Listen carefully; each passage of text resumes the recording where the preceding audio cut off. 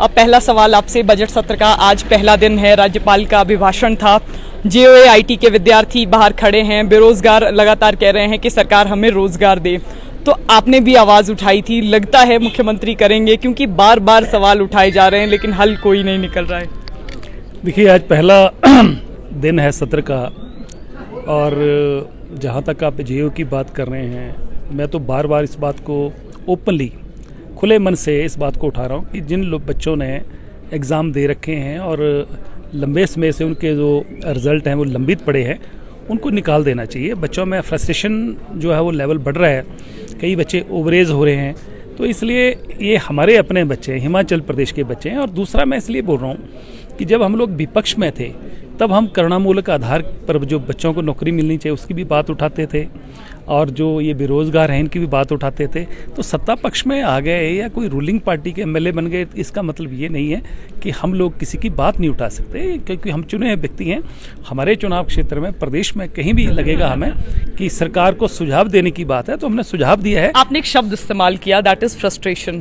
Frustration के बारे में तो आप लोगों के बारे में भी कहा जा रहा है कि फ्रस्ट्रेशन तो अब आप लोगों में भी बढ़ रही है, क्योंकि सियासी तौर पर आप लोगों को भी तो कोई पद अभी तक नहीं मिले हैं। आपने पिछली बार भी कहा था कि पद और प्रतिष्ठा तो मेरे लिए मायने नहीं रखता, लेकिन बार बार ये चर्चाएं हो रही है, इसलिए सवाल आपसे भी। मैं चुना हुआ व्यक्ति होने के नाते हम वही बात करते हैं जो लोगों की आवाज़ निकल कर आती है।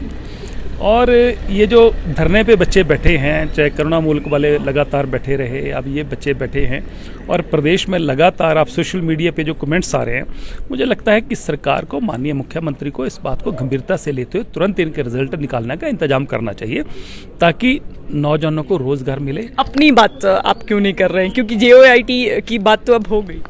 देखिए, हम चुने हुए व्यक्ति हैं, अपनी कॉन्स्टिट्यूंसी को रिप्रेजेंट कर रहे हैं, कॉन्स्टिट्यूंसी की जो समस्याएं हैं उनको लगातार हम लोग उठा रहे हैं। और प्रदेश का भी कोई मामला है तो कार्यकारी अध्यक्ष होने के नाते मैंने कहा है कि हमारे प्रदेश के हमारे जो कार्यकर्ता हैं, जिन्होंने धरने किए, प्रदर्शन किए, नारे लगाए, उनके ऊपर मुकदमे दर्ज हैं, उनको तुरंत वापस लिया जाना चाहिए और कार्यकर्ताओं का सम्मान होना चाहिए।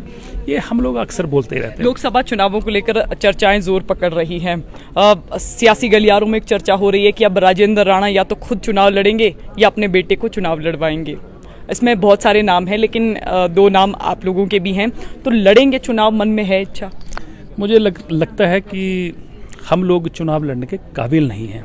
अगर काबिल होते तो शायद पार्टी हम लोगों को कुछ जिम्मेदारी देती, इसलिए हम अपनी कॉन्स्टिट्यूंसी के विधायक होने के नाते कॉन्स्टिट्यूंसी पे फोकस कर रहे हैं। इसलिए जहाँ तक चुनाव लड़ने का विषय है, मुझे नहीं लगता कि हमारे मन में कोई ऐसी बात है। हम कोई चुनाव नहीं लड़ने जा रहे हैं, ना मेरे परिवार से कोई चुनाव लड़ रहा है। इसलिए पार्टी को जिसको चुनाव लड़ना नाम, उसको चुनाव नाम तय करेंगे और वो चुनाव लड़ेंगे, जिसको भी लड़ाएंगे उसका समर्थन करेंगे। नाराजगी है मन में? नहीं, हमारी कोई नाराजगी नहीं है। हम पार्टी का काम कर रहे हैं, सरकार का साथ दे रहे हैं। सरकार कहीं कोई सुझाव की जरूरत पड़ती है तो खुले मन से सुझाव भी देते हैं, और सुझाव वही देता है जो अपना होता है। जो अपना होता है वही आदमी को सुझाव देता है कि इसको ठीक कर लीजिए। पार्टी प्रदेशाध्यक्ष से आपकी बातचीत हुई है? क्योंकि पार्टी प्रदेशाध्यक्ष ने कुछ दिन पहले कुछ नाम लिए कि ये लोकसभा चुनावों के लिए इन नामों पर चर्चा हुई है, जिसमें मुख्यमंत्री की पत्नी का नाम भी सामने आया, मुकेश अग्निहोत्री की बेटी आस्था का नाम भी सामने आया। अब जब आप लोग कह रहे हैं कि हम कॉन्स्टिट्यूएंसी तक सीमित रहेंगे, तो ऐसे में आपको नहीं लगता कि पार्टी को नुकसान भी हो सकता है? देखिए, पार्टी को देखना है, और हमारी जो जिम्मेवारी पहले लगाई है उस जिम्मेवारी को निभाया, अब भी जो जिम्मेवारी देंगे उसको निभाएंगे। परंतु जहाँ तक चुनाव लड़ने की बात है, हमारी कोई मनसा नहीं है, न कोई इरादा है। आप लोगों को लेकर मिशन लोटस की खूब चर्चाएं होती है, स्पेशली आपका और सुधीर जी का नाम सबसे पहले आता है। तो अब ये मिशन लोटस की बात जो भाजपा कर रही है, लोकसभा चुनावों की दृष्टि से आपका दृष्टिकोण इस विषय में क्या है?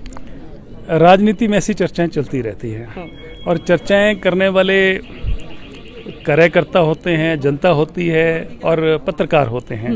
तो कोई ऐसी चर्चा चलती है, चल रही है, तो उसको हम रोक नहीं सकते। आशीष शर्मा जो कि निर्दलीय विधायक हैं, उनके घर में एक लंच डिप्लोमेसी में कहूंगी हुई थी, जिसमें आप थे और विधायक भी थे। तो कुछ लोगों के विषय में सियासी गलियारों में चर्चा हुई कि ये वो विधायक हैं जो सरकार से नाराज है। अंदर खिचड़ी क्या पक रही है ये किसी को नहीं पता। क्या हुआ था उस दिन बैठक में? नहीं, उस दिन मैं, सुधीर शर्मा जी, होशियार सिंह जी, हम लोग बुलाए गए थे, क्योंकि हमारे कुलीग हैं और कुलीग हैं, साथी हैं, विधायक साथी हैं, उनको कोई घर में फंक्शन होता है तो उनके घर में जाना कोई गुनाह नहीं है। मुकेश अग्निहोत्री जी, लखनपाल जी भी गए थे वो, क्योंकि वहाँ कार्यक्रम था हमीरपुर में। तो मुझे लग रहा है इस बात को इस तरीके से जोड़ना ये कतई तर्कसंगत नहीं है। शब्दों के मायाजाल में तो आप बांध रहे हैं शब्दों को, लेकिन डायरेक्टली कब बताएंगे कि क्या मन में टीस है कि नहीं है? मेरे मन में कोई टीस नहीं है, ना मैं कोई चुनाव लड़ना चाह रहा हूँ, ना मुझे कोई मंत्री बनने की इच्छा है।